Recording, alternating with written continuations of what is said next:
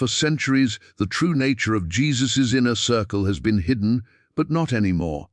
We're about to expose the untold story, guided by Joel Goldsmith's groundbreaking work, showing how their unity perfectly mirrored the divine principles Jesus preached. This revelation will fundamentally change your understanding of spiritual realization, so here's the deal. We're about to crack open Joel's missing chapter. We're digging into the truth. They don't preach from the pulpit about Jesus' real crew. It's going to flip the script on everything you thought you knew. Stick around, because what you're about to hear, it's going to change your whole spiritual game. You want to get in on this? Don't just sit there. Like this video, drop a 777 in the comments if this truth hits different, and subscribe. The real inner circle starts right here. Let's get into it. It's going to change your whole spiritual game. Because when Joel pointed to Jesus' inner circle, he wasn't pointing to a map of the Holy Land. He was pointing to a map of your own mind. See the first bombshell, the real keynote? Is this the inner circle was a state of consciousness? Hold up. Let's break that down. We've all been sold this picture, right? A holy huddle. Jesus and the boys, Peter, James, John, getting the VIP teaching while the crowds get the parables.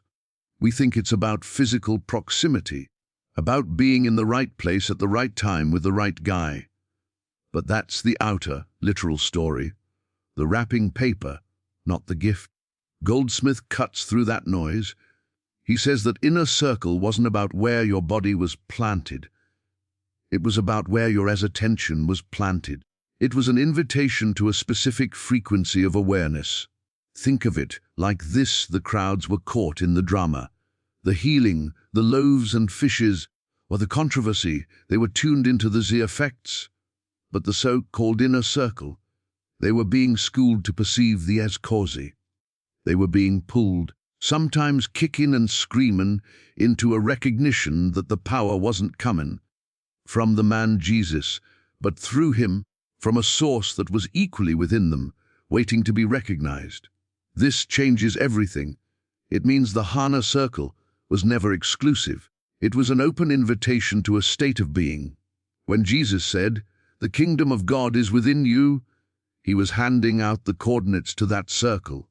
Peter, in a moment of clear seeing, declares, "Thou art the Christ." But that wasn't him just giving Jesus a cool title. In that flash of consciousness, Peter perceived the Christ identity, the divine sonship expressing itself as Jesus. That moment of perception, that inner knowing, that was him stepping into the inner circle. And the next minute, when he's arguing with Jesus about the crucifixion, he's fallen right back out of it, lost in the human, worldly perspective. So this circle, it's fluid. It's not a club with membership cards. It's a state of spiritual wakefulness where you stop identifying with the drama of the problem, the storm, the sickness, the lack, and you anchor into the conscious awareness of the ever-present presence. It's where you know, not just believe, but know in your gut that there's a divine activity orchestrating this whole show, and your real job is to get your personal sense of I out of the way so it can flow. This is the radical missing truth. Jesus wasn't building an organization. He was midway in a state of consciousness in people. Every time he took the disciples aside, privately, it was a metaphor for that inner retreat we must all make, a turn inward, away from the testimony of the senses to that quiet place where the word of God is heard. The true inner circle, then, is the sanctuary of your own fulfilled awareness. It's where you stop looking to God and realize you're looking from God. The disciples weren't special because they walked with him. They became special the moments they woke up and realized what was walking in him, and by extension, could be realized in them. The location was never Galilee. It was always consciousness. Now, if that first point hits right, that the inner circle is a state of consciousness, not a holy boys' club, then the next logical question is a real head-scratcher. Okay, so who were the 12 guys then? Why were they there at all? Were they just spiritual props? This brings us to our second key, the one that unlocks the symbolism of the whole story. The 12 disciples symbolize our spiritual faculties. See, Joel Goldsmith taught that nothing in the spiritual record is accidental. The number 12 isn't random. It's a cosmic blueprint. We see it everywhere. 12 tribes, 12 gates, 12 foundations. In the drama of the Gospels, the 12 disciples represent the complete, God-given spiritual apparatus within you. They are the 12 fundamental capacities of your own consciousness that must be awakened, disciplined, and directed toward the perception of the Christ. Think of them not as historical figures, but as inner functions, each with a specific role to play in your spiritual unfoldment. Peter, for instance, that impulsive, passionate rock. He ain't just some dude with a boat. He symbolizes the faculty of faith. But watch how he operates in the story. Sometimes his faith walks on water, sometimes it sinks like a stone. He confesses the Christ one minute and denies him the next. That's your own faculty of faith, man! It's unstable until it's lifted from blind belief into spiritual understanding. It has to be redeemed. Then you've got James and John, the sons of thunder. They're that raw, fiery desire for spiritual power, zeal. But in its unredeemed state, it's all ego. They want to call down fire on villages and get the best seats in the kingdom. That's your own ambition and zeal before it's purified, before it's turned from a desire for personal glory into a single-minded passion for the glory of God. Matthew, the tax collector, he's the faculty of order, of discernment, the ability to account for or recognize spiritual substance. Thomas is understanding, the part of us that demands direct, inner proof. That won't settle for second-hand testimony.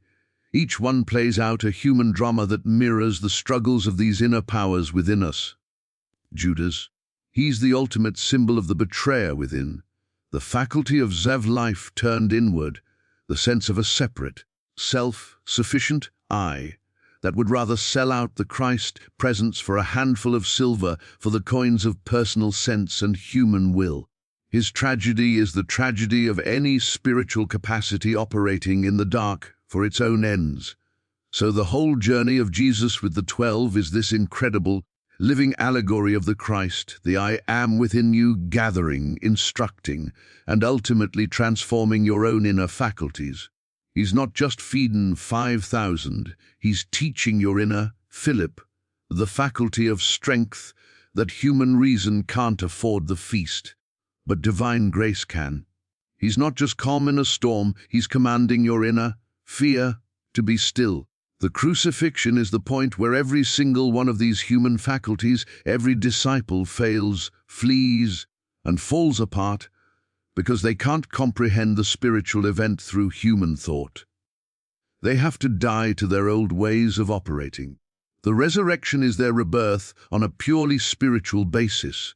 Your inner Peter faith is no longer shaky and external, it becomes the rock of spiritual knowing.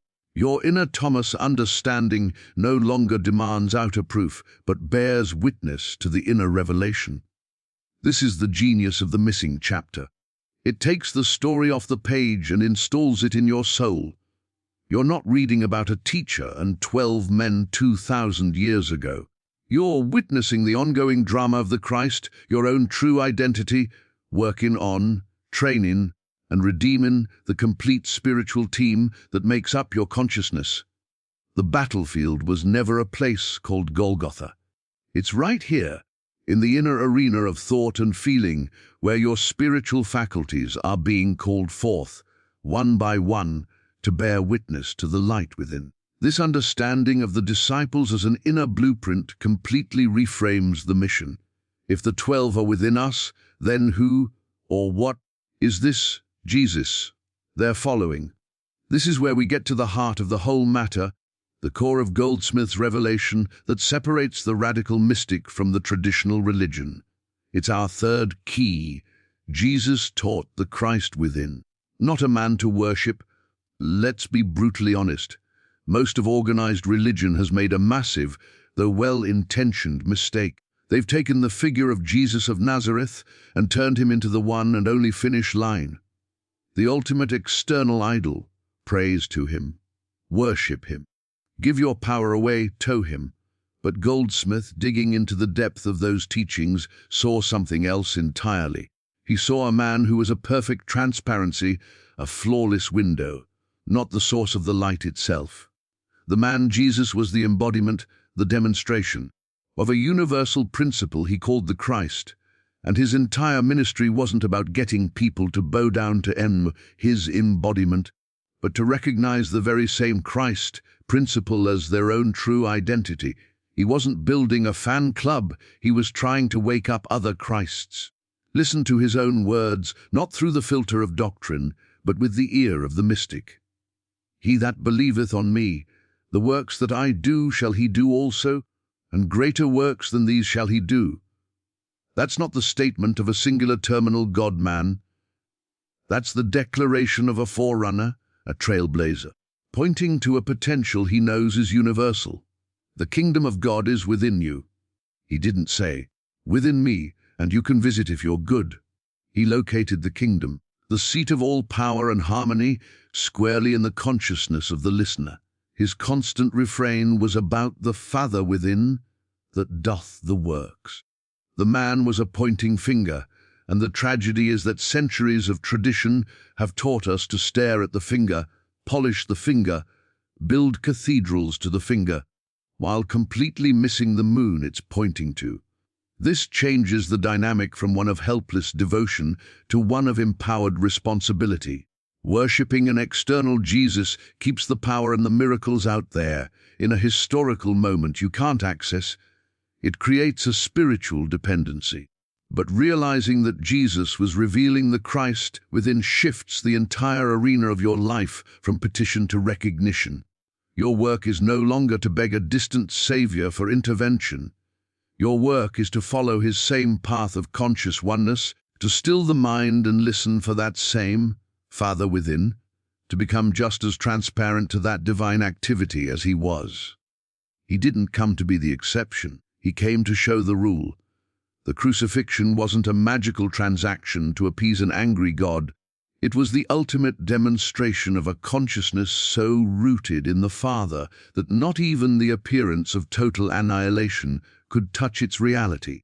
And the resurrection was the revelation that this Christ identity is the deathless truth of all being. So when Goldsmith talks about Jesus's inner circle, he's smashing the stained glass image. The inner circle was comprised of those moments, in anyone, where they got a glimpse past the man from Galilee and perceived the universal Son of God shining through. It was the recognition that his I and there sprang from the same divine source. When you make Jesus an object of worship, you put him on a pedestal and yourself in the dirt. But when you see him as the wayshower, the elder brother who mapped the territory of conscious union, you realize the pedestal is an altar within your own soul, and the Christ he manifested is waiting there for your own acknowledgement. The love he expressed wasn't meant to be adored from afar.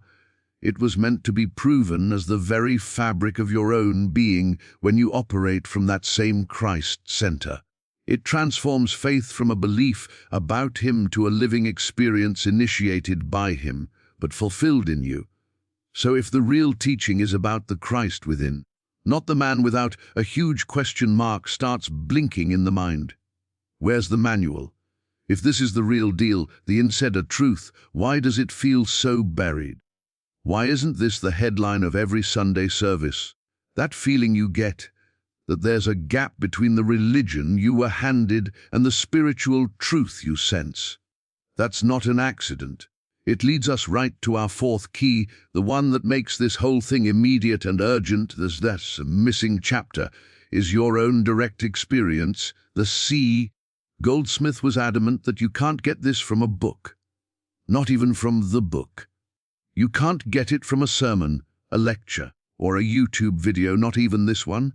All of those are just signposts, maps, the menu, not the meal. The missing chapter was never a lost scroll or a hidden gospel. It's the living, breathing, unfolding experiment of your own life when you apply the principle.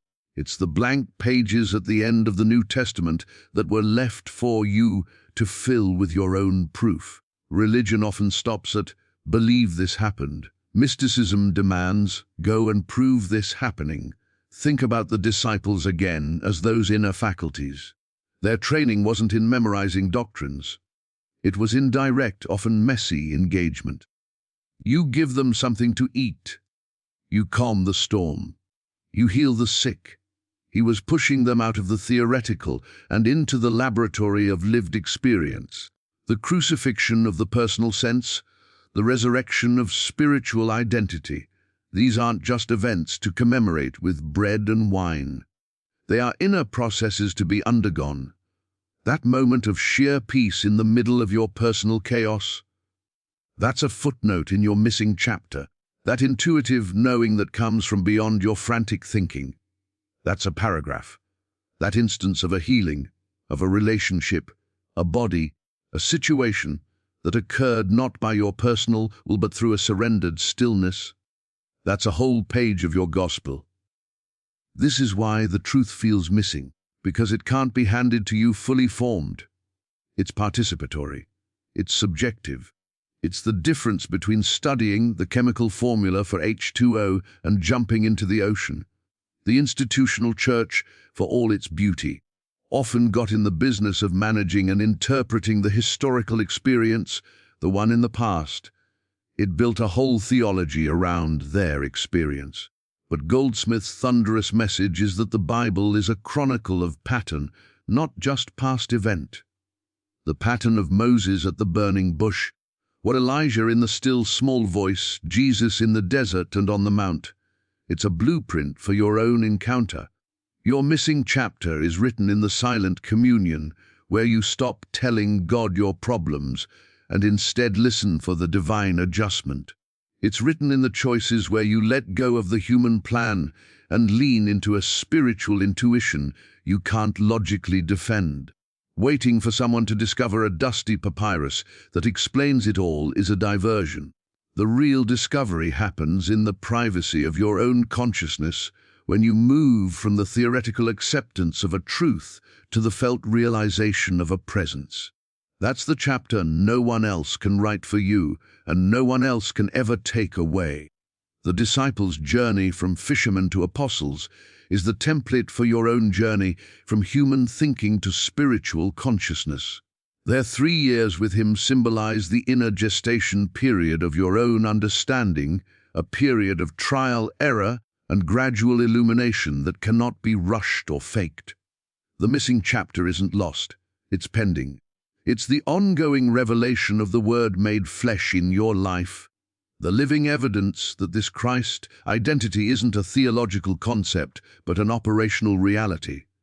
The pen is in your hand, and the ink is your own attentive, surrendered awareness. And right there, at the point of direct experience, is where the whole world's understanding of the miraculous gets turned inside out. When you start writing that missing chapter with your own life, you bump into events, healings, synchronicities, profound shifts that the world calls supernatural, magical, or just plain weird luck. This forces us to confront the fifth key, the one that demystifies the magic and makes you a conscious participant in a lawful universe, as miracles are natural law, not supernatural events. This might be the biggest mental hurdle. We've been conditioned to see a miracle as God breaking his own rules, a divine exception, a suspension of the laws of physics and biology for a special occasion. It creates this two-tiered reality, the boring, predictable natural world, and then the rare, spectacular supernatural intrusion. But what if that's all wrong? What if, as Goldsmith taught, a miracle is simply the visible effect of a higher, more fundamental law in operation, a law that our ordinary human senses and logic are too dim to perceive? It's not a violation of law, it's the fulfillment of a greater law.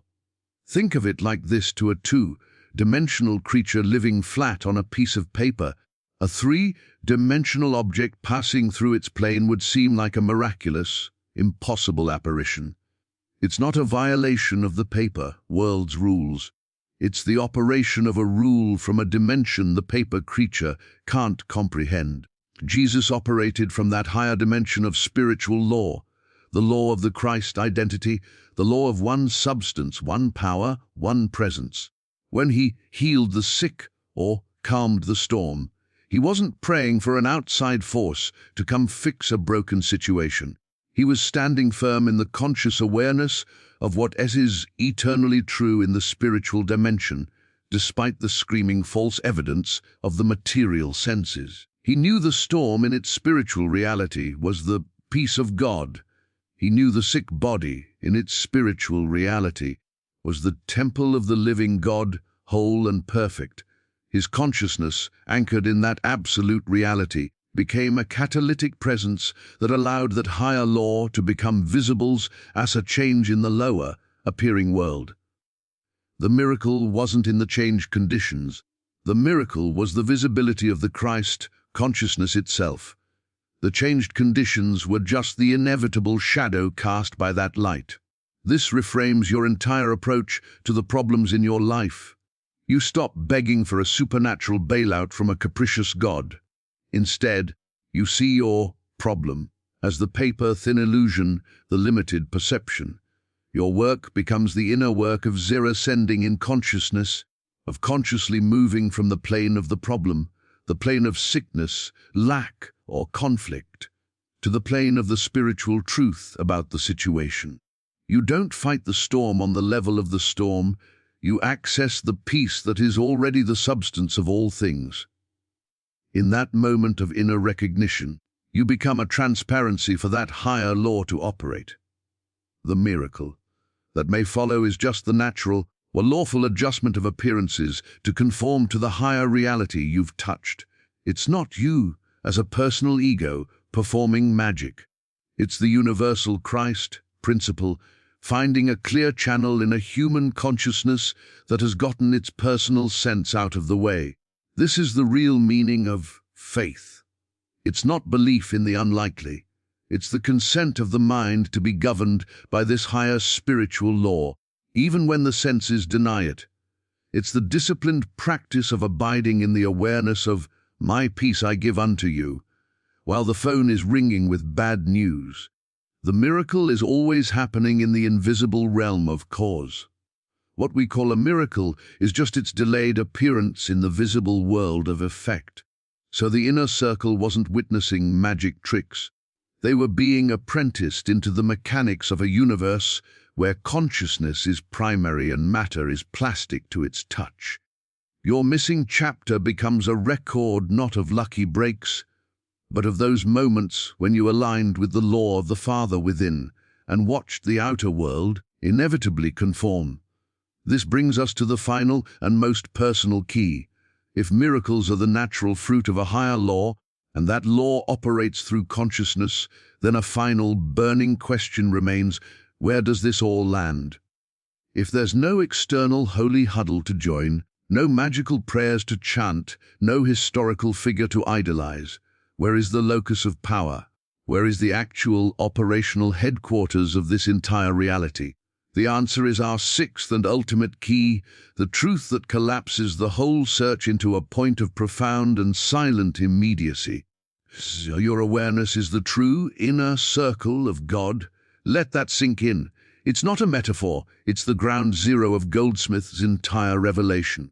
All this talk of inner circles, of disciples, of the Christ within, it's all converging on one shocking, intimate fact: the aware space within you, the very I am that is reading these words right now, is the Holy of Holies. It is the sanctuary, it is the meeting place, it is the throne room.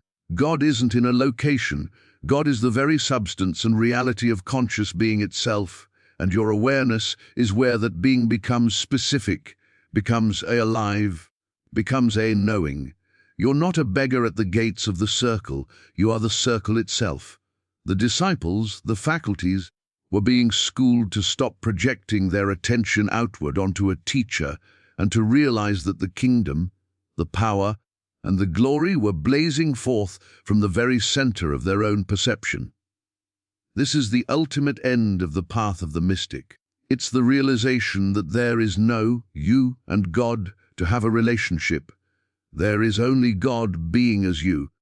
Your awareness is God's awareness localized, not separate from it, but as a specific focal point of the infinite. When Jesus said, "I and my Father are one," he wasn't claiming a unique status. He was declaring the realized truth of all identity. The in you is the same I am that spoke to Moses. It's not your personal biography, your name, your history, your flaws. That's the costume. The actor beneath is pure, unqualified being. Your job is to stop identifying with the costume and to abide as the actor. That shift from "I am a sick person" to "I am awareness," in which an appearance of sickness is presently arising, is the passport into the inner circle. It's the movement from the periphery of effects into the center of cause. In this center, there is no seeking, because you are the thing sought. There is no prayer of petition, because you are the answered presence. All the spiritual gymnastics, the meditations, the affirmations, the studies, have one sole purpose: to wear away the belief that you are outside this circle, to exhaust the mind's habit of objectifying God. When that falls away, what remains is what always was: your own awareness, luminous and silent, as the very seat of the divine. This is why Goldsmith constantly pointed to the still, small voice. It's not a voice you hear with your ears. It's the knowing that arises in and as that purified awareness when it is no longer shouting its own opinions. In that stillness, the word is known. In that silence, the Father speaks, and what it says is your own being. So the grand drama of Jesus and the 12, the whole cosmic play of seeking and finding, ends not on a mountaintop in Galilee, but in the intimate immediacy of your own subjective experience. The temple curtain is torn from top to bottom, and the secret is out. The Ark of the Covenant is your own heart. The inner circle isn't a group you join. It's a truth you acknowledge. It is the shocking, humbling, liberating realization that the awareness you've carried around like a flashlight in a dark world isn't looking views for the light. It is the light. And in that light, everything, every disciple, every teaching, every miracle, is finally seen for what it always was: a signpost pointing you back to the throne you never left.